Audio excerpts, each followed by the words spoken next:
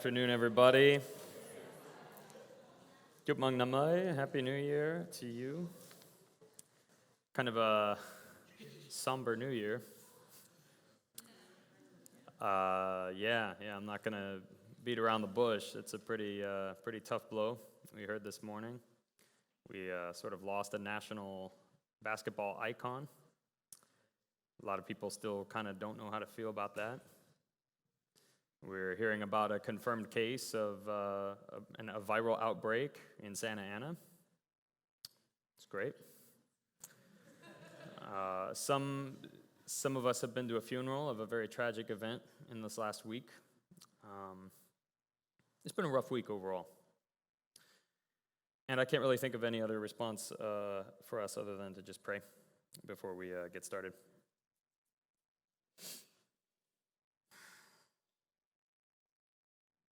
Heavenly Father, we don't always have the answers. We don't always know what to think, how to feel, what to say.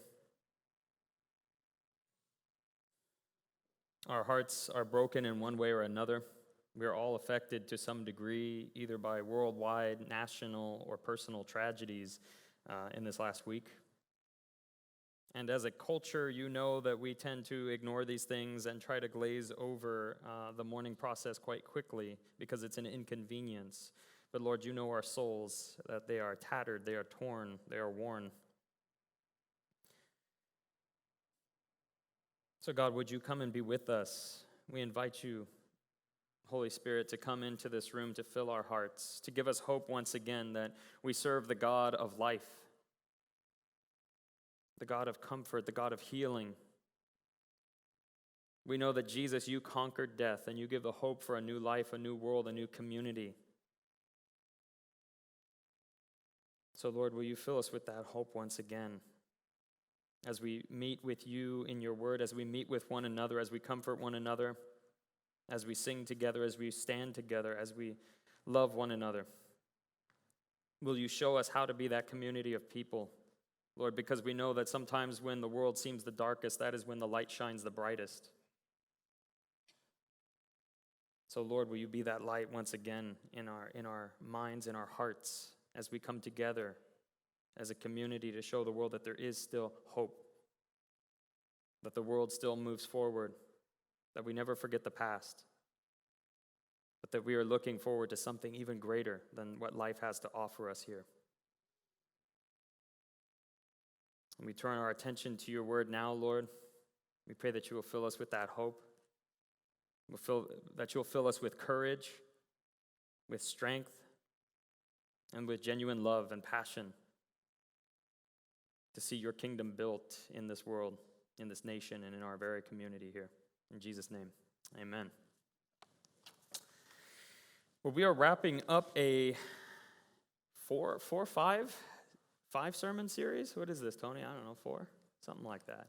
We're wrapping up a series in the latter part of 1 Corinthians called Our North Point. And the big question that we wanted to tackle is, how do we know where to go as Christians? How do we know as a community, as a church, that we're in God's will, that we are going in the direction that God needs us to be?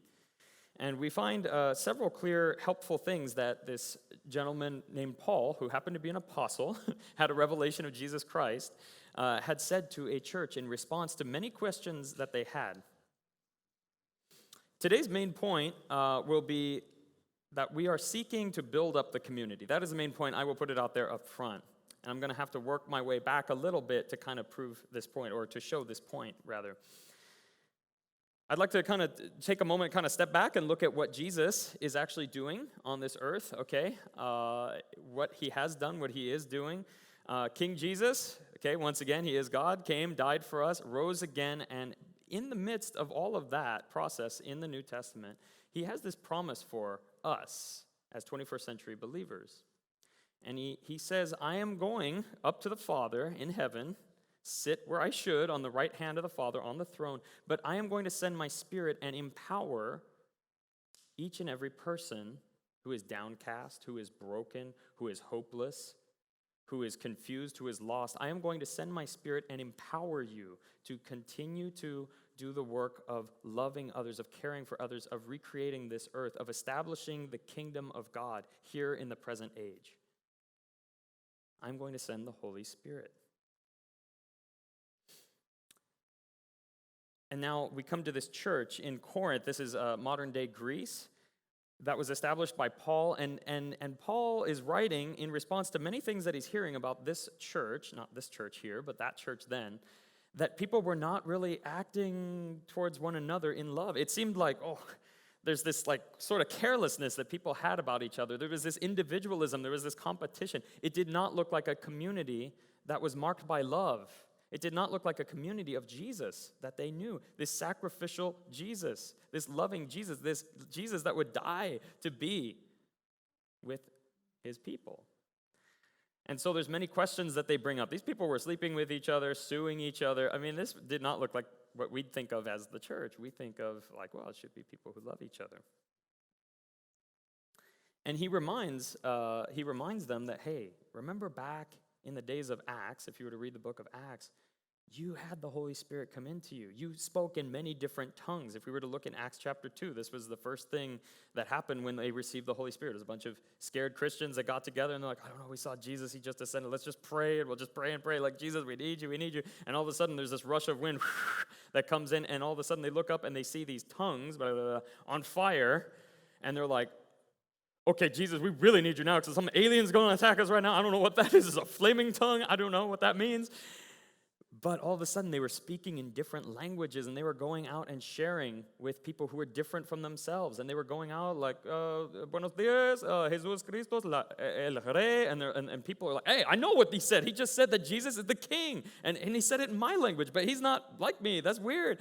And suddenly, there was this worldwide boom. All of a sudden, it went from maybe close to a handful or maybe 100 Christians, people who followed Jesus, to suddenly 3, 4, 5,000, thousands by the weeks right after that event that was called Pentecost, right?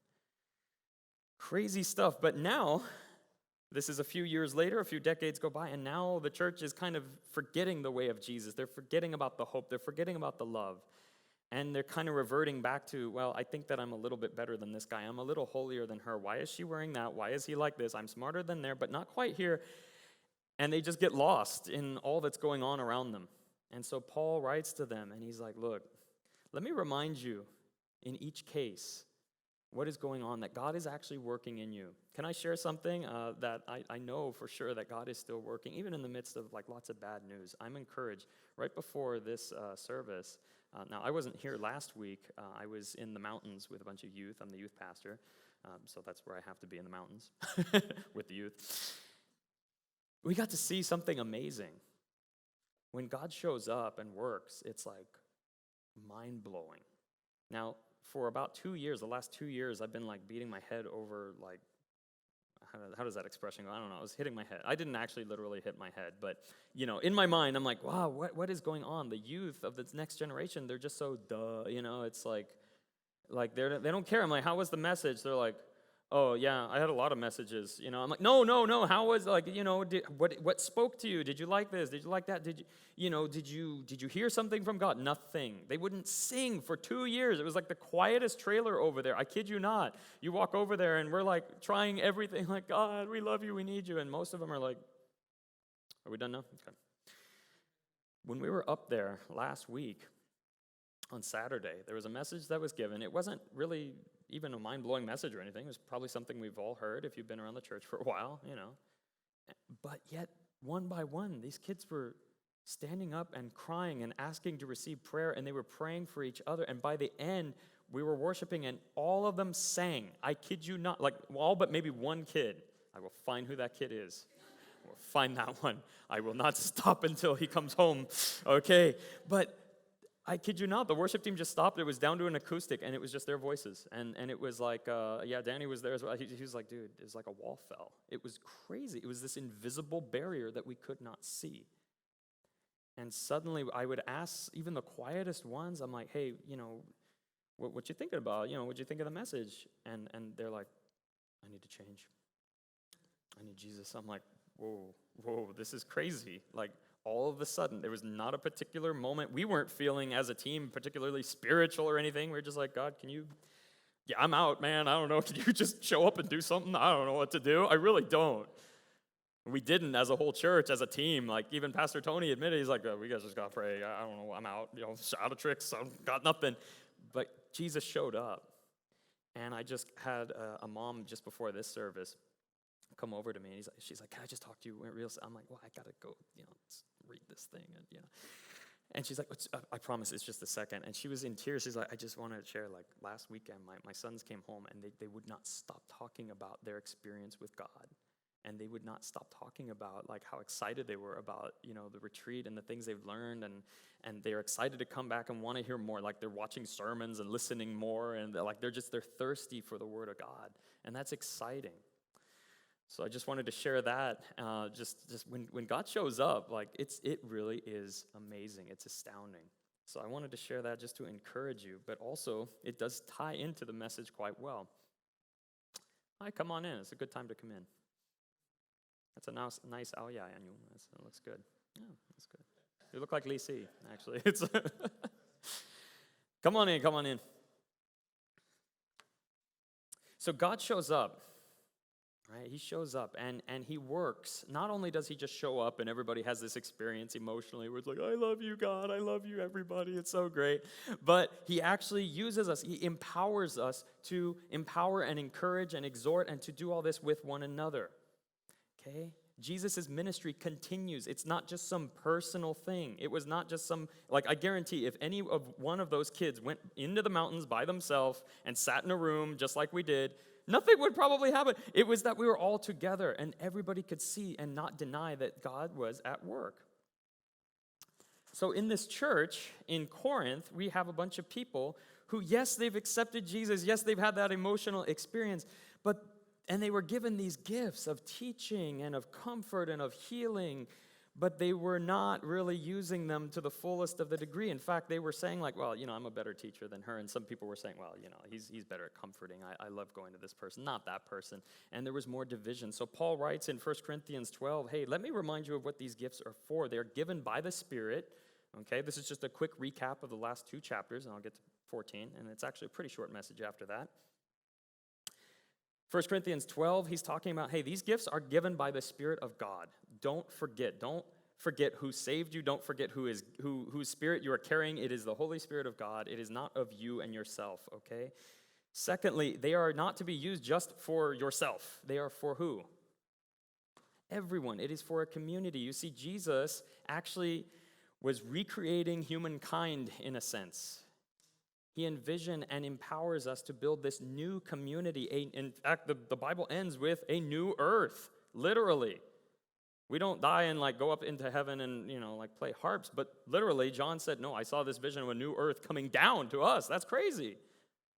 There's a new community of people who are looking out for each other, who are seeking to love and build up one another, and that's what Paul gets into next in 1 Corinthians 13. Who was here last week with Pastor Tony?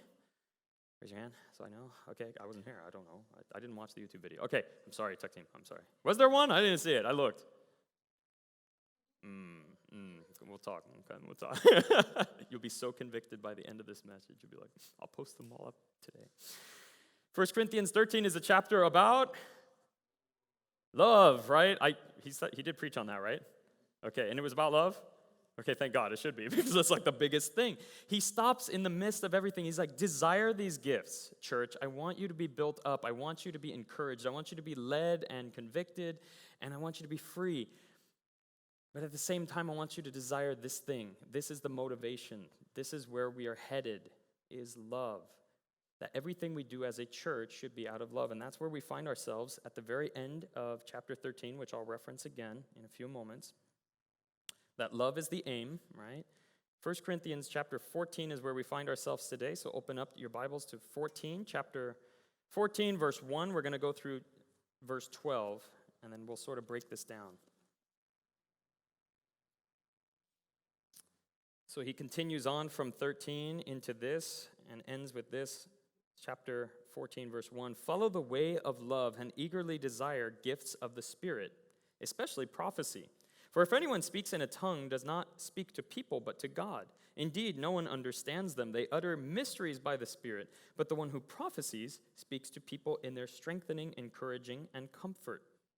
Anyone who speaks in a tongue edifies or builds up themselves, but the one who prophesies edifies or builds up the church. I would like every one of you to speak in tongues, but I would rather have you prophesy. The one who prophesies is greater than the one who speaks in tongues, unless someone interprets, so that the church may be edified. Now, brothers and sisters, if I come to you and speak in tongues, what good will it be to you? Unless I bring you some revelation or knowledge or prophecy or word of instruction.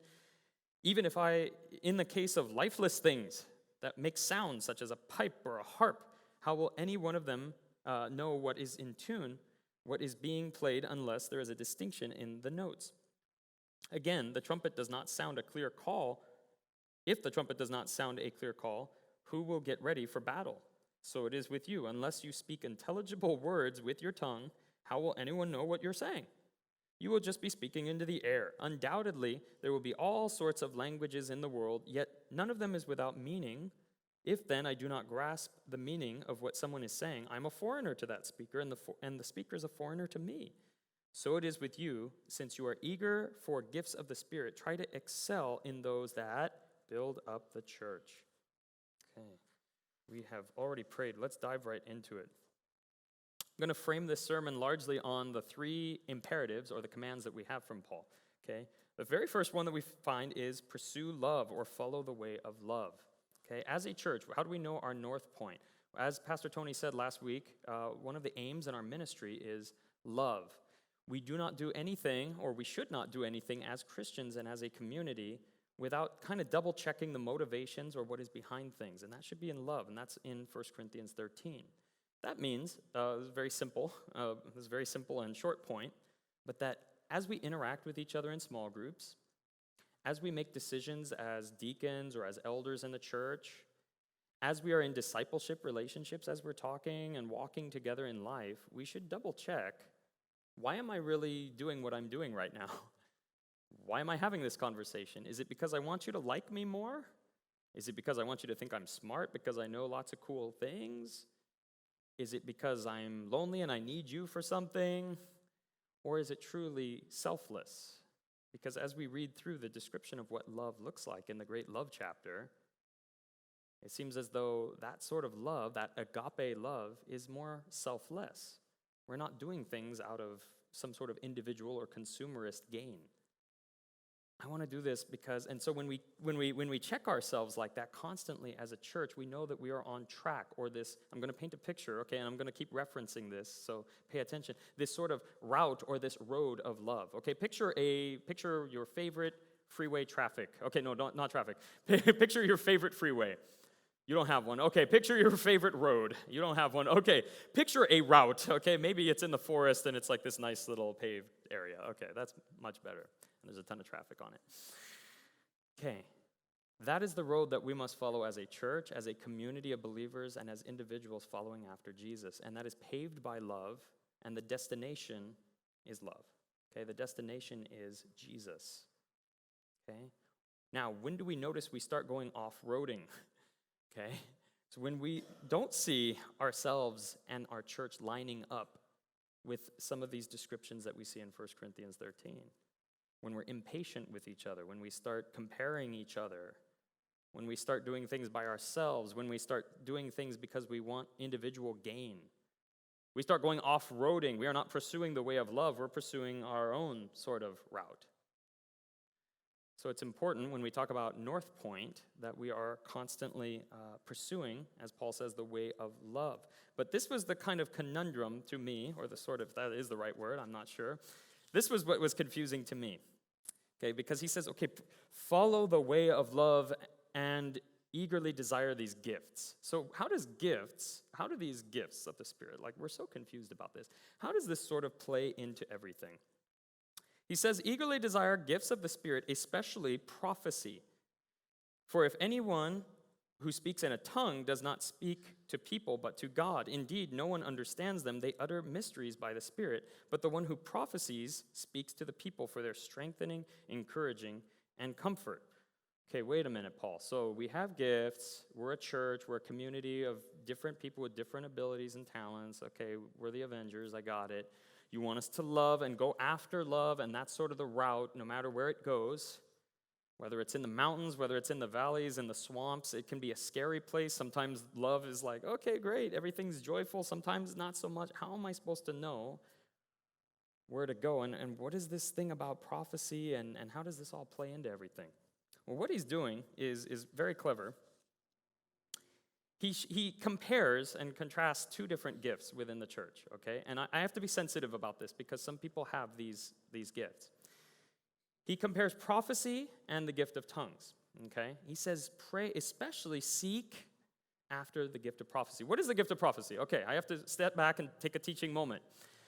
Prophecy, what is prophecy? Prophecy has two sort of functions. The first thing that we generally think is like a movie, like there was a prophecy, and it's like the Tesseract, you need to find the Tesseract, or something like that, right? There's some sort of oracle that's given, or like the Craggle, or whatever it is in the Lego movie, right? We always think of that. Or we think of the Old Testament where it's like, thus saith the Lord, y'all gonna die, right? And it's like, oh my gosh, and it's this crazy thing, like some sort of future event, like, So that is one function, yes, that there is a prophecy that is given, a foretelling, if you will, into the future. We see that especially in the Old Testament. Okay, but the other function of the Old Testament prophets and the prophets of today, if you will, is a truth-telling. It is what is in the darkness will be brought to light. Okay, does that make sense? So it is a truth-telling. And as we could see in verse 4, he says, anyone who speaks in a tongue edifies himself, but the one who prophesies builds up the church. Just before that, in verse 3, he says it's for their strengthening, encouraging, and comfort. So people with this gift can walk up, hear another believer, and say, I think this is what's going on in your life right now. I think you saying you want this, or you just want to be free, or you want, you have Wanderlust or whatever, you want to go travel the world. But I think here's really what's going on in your heart. And they can almost like nail down the thoughts in the back of your head that you're like, I'm not telling anyone. This is really what's going on in my family. This is really what's going on in my life. But I'm going to just, I think I just want to go do my own thing over here. But the gift of prophecy comes in. It's like, I feel like this is what's really going on, and they're dead on. But it's not in a way that's guilting or shaming you, okay? I've had these experiences where people who claim, bless you, to have the gift of prophecy kind of come up, and they're like, I think this is what it is, and you're a sinful dirtbag. And, it's basically, they might as well have just spit in my face, and I'm like, oh my gosh, and I'm like, yeah, I'm slightly, now I just feel guilty, and like, okay, everybody's looking at me. Am I a sinful dirtbag? I don't know. I am. But then I've also had people, okay, filled with the Spirit who come and talk and are able to convict me of sin, something that I am hiding from God or hiding from people, and it's brought to light, and I just feel free. Yeah, I feel like, dang, I got the wind knocked out of me just now, but you're right. I can't deny the truth. And so what Paul is saying is like, hey, seek after these kinds of gifts, because the more of that, the more saturation of what's going on in people's hearts, darkness will be brought to light. Okay? Versus the gift of tongues. Now, again, here's where I want to be sensitive, okay? Because I know some people here may have the gift of tongues, okay? And here's what it means, basically, okay? Literally, the word is glossia, okay? It's that just means tongues, okay? And it can mean two different things, okay? One, different languages. It's where we get the word glossary. Does that make sense? Like, what does that mean? Okay, yeah. It's a language, okay? Speaking in different languages. That's what we saw in Acts chapter 2, and they were speaking different languages. So some people, Spanish or German, those weren't even probably languages then, right? But they came in, blah, blah, blah, blah. So I speak a few languages. You all speak a few different tongues, sure. The other reference to tongues can be angelic language, okay? A lot of times known as like ecstatic speaking. And this was very common actually amongst even pagans, okay, where people would come out and they'd be like, oh, I'm speaking this unknown tongue, blah, blah, blah, and I don't even know how it sounds, okay? And they've had this experience, and it, to them, it is very personal, and they're like, oh, I have all these thoughts and feelings that are flowing through me, and it's a very personal thing, okay? Now, there are two camps currently, major camps at least, in Protestant culture today, in church culture. There's one camp and one type of church that says that doesn't exist anymore. That was, for like the second chapter of Acts, and that's it. It was just so that people could hear the gospel, and that was great. Okay. The other camp says this, that unless you speak like that, you're not really saved. Like the Holy Spirit kind of comes and goes, like, and whenever he comes in, it's like, and he has his own language, right? So those are the two different camps. I personally position myself where the Bible says kind of in the middle, okay? Not to say like, oh, I'm better than them or anything, but my interpretation is that, well, yeah, some people can still have that. I've met people who have that personal experience where they can speak in a language that I don't know, they don't know, I don't know if anybody knows, but to them it's very personal, and it's like this direct connection with God. And Paul himself even says, I speak in tongues more than all of you, and man, I wish that you could. But when it comes to the purpose of building up the church, it really doesn't do a whole lot. Why? Because there's no understanding. When God truly is speaking to a community, to a church, there will always be clarity and truth. I myself have had some sort of, I had one time where I felt like I had it, and it was like this weird fluttering, and I was like, I don't know what's happening, I'm scared, and then I'm like, I don't want this, so I was like, I don't know what happened, right? And then, so it doesn't mean I rejected God or anything, but it's like, okay, maybe you don't want that gift, all right. Can I return it? I'll take, I don't know, something else. You want celibacy? No, I'll take marriage, Okay. Okay. But for some people, that is a big deal. Now, the big point that Paul is getting at here to compare and contrast these two, and he's not saying like, okay, this one sucks. In your 21st century minds, that's probably what you're thinking, like, okay, so prophecy's the best, and that means you should hate all the other ones, because that's how we think, like, oh, you're this political party, so you hate all these people. No, that's not true. Don't jump to conclusions here. What he is saying is seek the gifts in the church, the people to rise up that are going to build up and point them back to this road of love. That is what you are pursuing. So seek that we will have these things in place that will always bring us from the off-roading, okay, back on the road of love. Speaking in tongues, he's like, yeah, that's great for yourself. And maybe there are times when you're by yourself that, you need to have that connection with God. Great. But if you're doing that and others don't understand, then it's kind of pointless for them. You're not really looking out for them, are you? Okay. Let me give you a little bit more of a clear picture of how we get back onto this road of love. Okay, I'm going to use some street signs. Okay, he used a bugle and some other things. Can we get that? PowerPoint up? This is partially a driver's test for you. Okay, who here has done well on the written exam? No one. All right, great. You are free to leave before me. I will wait till you're all out. Okay, what does this sign mean? No going back. That's right. There's no going back. All right, next one. Merge. Very good.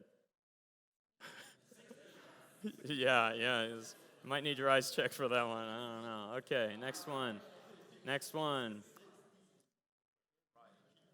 Yeah, greater than. Yeah, greater than. That's right. Greater than. Okay, next one.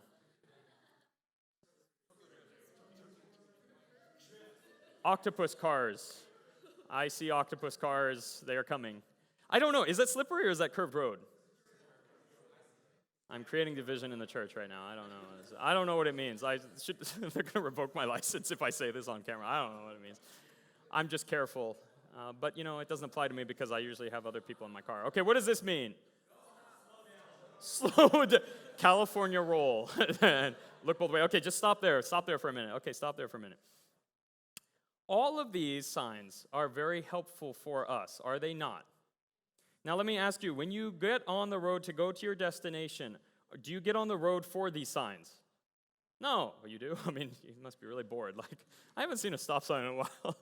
No, they are there, they are helpful, and their purpose is to get us back on the road towards the destination that we are going towards. Okay, they are all very helpful, and we need them. And we want them, and we can, as people go to the city and say, hey, this is a school area, we'd like a school sign made, right? And this, the district will take 4 years and probably eventually get to it. I don't know how long these bureaucracies take, right? You would think that if there's a blind corner, what would you want? A sign that's like, hey, warning, watch out, this is coming up. You all know what a blind corner is, right? Like you don't see what's coming, and then boom, a big rig hits you. Right? So you need some sort of like flashing lights and like warning, this is a big deal. Now in the same way, God gives us different gifts and abilities for us as believers to keep us on this road of love. Does that make sense? So for some of us, if we have like the gift of exhortation, who are saying like, stop right there a minute, right? You might not want to go down this path, brother, sister. I'm sensing a lot of anger. You should be careful here. You don't want to fall into sin. You don't want to go off-roading. Look both ways. What route are you on? For some of us, you might feel like I'm just the greater than symbol. I don't know what that's called. The turn. You're going to turn your car, okay? And it's just a little nudge, right? Maybe you might think like it's not even needed. Like, why do we even need this? Well, when it's nighttime and you're driving and you don't see, and then all of a sudden you see these big yellow things and there's usually a lot of them. They're like, and you're like, right? And you don't see, and you go, right? They're very helpful.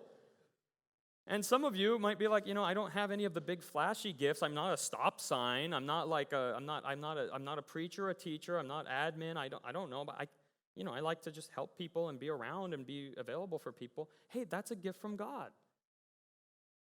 There are some of you that who are in our midst who have very strong gifts of comfort and just being able to come alongside a brother or sister and sit with them and say, "How are you?" And you're like, "Oh, I'm well." And then they're like, "How are you really?" And you're like, and you just break down. You're like, I just need somebody to pray for me, and they'll just pray for you. And they've been doing this for 20 years. You probably know who I'm talking about at this point, right? For those of you who have been touched by them, right?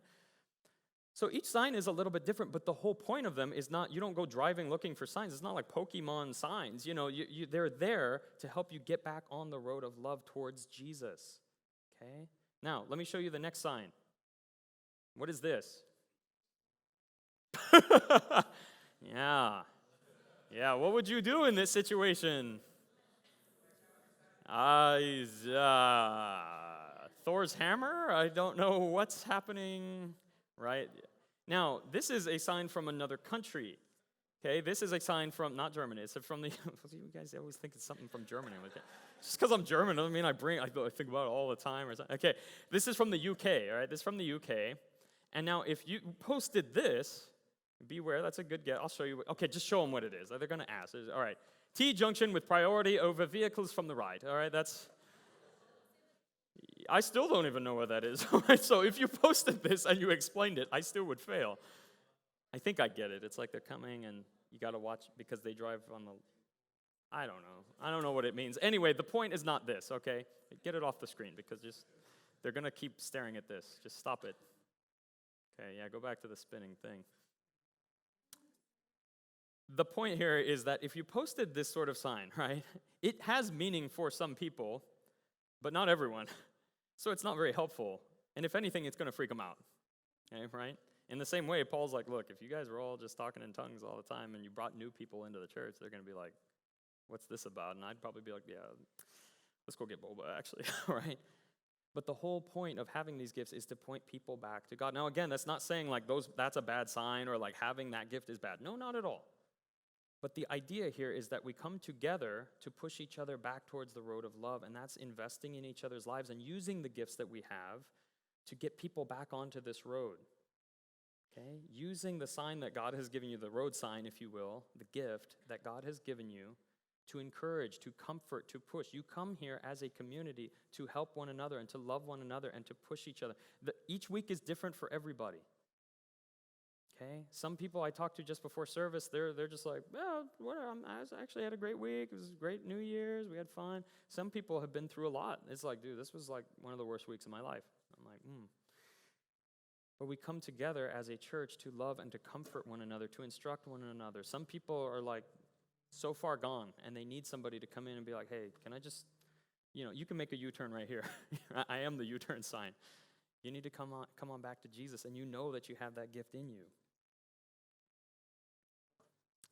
But again, if I were to just post up maybe my address, like if I just said like 6392, you'd be a little bit confused. Now, it's very personal for me. If I put 6392 along the road, I'd be, my whole travel would be like, oh, home, oh yeah, my kids, one of them. My wife, oh, I love my wife. Right? It's personal for me, but for the rest of you, you're like 632. Babe, what's 632? Google that. You don't know what it is. Okay? I think the point is clear. So we come together as a church to build one another up. That is the last thing that Paul writes in this passage that we've read so far. So it is with you, since you are eager for these gifts, these signs of the Spirit, okay, these gifts of the Spirit, try to excel in those that build up the church. Okay, so there's two things that I want to bring to your attention before we close in prayer. One, this does kind of beg the question, are you actually using the gifts that God has given you? Are you actually using them to the fullest potential? Do you actually seek them? Do you know that you can ask God for gifts? Do you know that? Or do you think it's just hardwired into you? Do you realize that, hey, if there is a need in this community, we can, as a people of God, go to God and say, God, we've realized that we don't have enough people with hospitality. We're not very good at welcoming the stranger in to our midst. We're just like, oh, stranger danger, stranger, hi. There's tea after, sit over there, right? No. Do we realize that, hey, we can actually go to God and say, God, will you please raise up in some of us this ability? It might not be for everybody, okay? We're not all Superman here. Okay? And I thank God for that, because I would be so stressed out if I was expected to help and teach and preach and comfort and heal and welcome and all of that. Just before service, I was like, oh man, who's going to do this? And somebody jumped over and welcomed a new person. Somebody else, like I didn't know Pastor Tony. I totally forgot he was going to come up and pray. I was like, go up and pray, and then I heard him. I'm like, okay, I'm going to go sit down over here. I'll just pray right here, right? And I was like, oh, thank God. Thank God for the people around you and the gifts that we have. So it's not all on you. But why don't we do this? Why don't we seek after gifts? Why don't we seek after building up of the community? Why don't we seek after pushing each other onto the road of love? 3 things. 1, we're in a very consumerist mindset. When we go to church, I want to know what's best for me and my life. Very rarely do we go to church, and when we think of church, we usually think of brick and mortar. The New Testament never says that. The New Testament always uses the word ecclesia as the people. When you go to the people, okay, we don't think of, when I go to this people, this group, this congregation, of how do I boost and lift somebody else up today? We very rarely do that. At least I know I do, like shamefully I say. I'm usually worried about, okay, I got to teach, I got to preach, I got to do, lead and do some other things, and am I spot on? Right? That's my second point, is that we're in a very competitive mindset. Okay? So 1, you're in a consumerist mindset, being in America. You're looking for what's best, what's the cheapest price, what's the quickest route. What's the best for me? How can I take these points away? And after a sermon, sometimes, there are people like, no, yeah, it was okay. It didn't really mean anything for me. Well, maybe it meant something for somebody next to you. And we're just here to pray for them and support them. But secondly, we're in a competitive atmosphere. I mean, we were born and bred into that. Go get your degree. Go to the best university. If you don't get in there, you better cry because, man, that was your whole life. Game over. We're in a very competitive atmosphere, and we may look around at each other sometimes and think, yeah, he's pretty strong at this, but I think I'm a little bit better, so I think I'll do that because I'm better than that person. No, that's not what the community of God, that's not what the community of Jesus looks like. And thirdly, we have to get over a comparative mindset where we're constantly looking around, shifting around, like, what do they think of me? And, between the two of us, do people like me more like that? Or it's not about you, you're a sign, right? Your whole point is to get people back on the road. Get them on the road towards Jesus. Now, here's the cool thing that we could do to overcome these things. 1, we consider Jesus' love for us. Now, on a personal level, yeah, that's what we have to do. Sometimes I go crazy even with some of you guys. Okay, I love you guys very much, but yeah, do we all kind of sometimes ruffle each other's feathers? Of course, we're all very different. We forget about things like this. Okay, some of you are even snickering like, yeah, I got that thing. It's right? We are human, but that's why Jesus is our focal point. That is why we always go back to him who loved his enemy. Try praying for somebody else. Maybe you're not bold enough to go to them right now, but praying for your enemy. There are people in this church that sometimes I've had arguments with, and I'm like, I don't want to pray for them, but I just sense that God is like, what about this person? I'm like, nope, nothing to say. If you don't have anything good to say, don't say anything. Okay, I pray for him. I pray for her. Try praying for them and watch how God just melts your heart. Remembering when you stand before Jesus what he did for you. But secondly, here's the cool thing about the community that God is building in our presence. Okay, we're reminded that when the church is built up, that we are all built up. Do this for me real quick. You don't have to lock eyes, but maybe just glance over at the person on your left and on your right.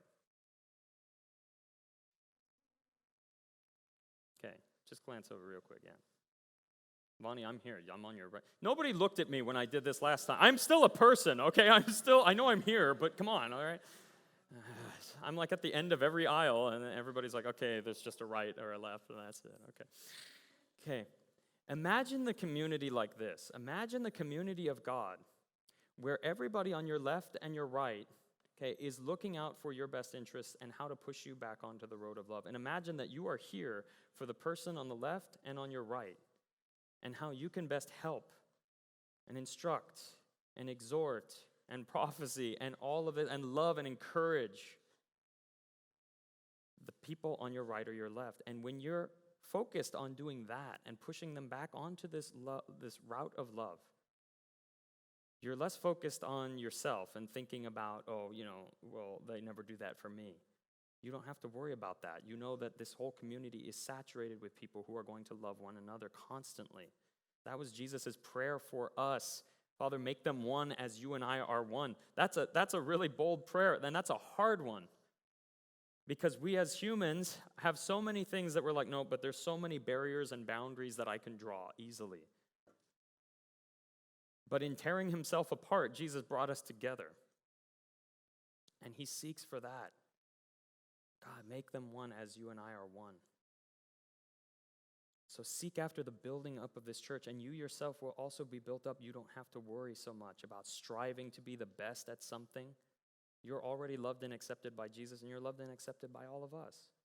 And we trust that it's not just you that's going to do great things, but God will do great things in you. You can drop away these burdens, and you can know and share in this family that we have here.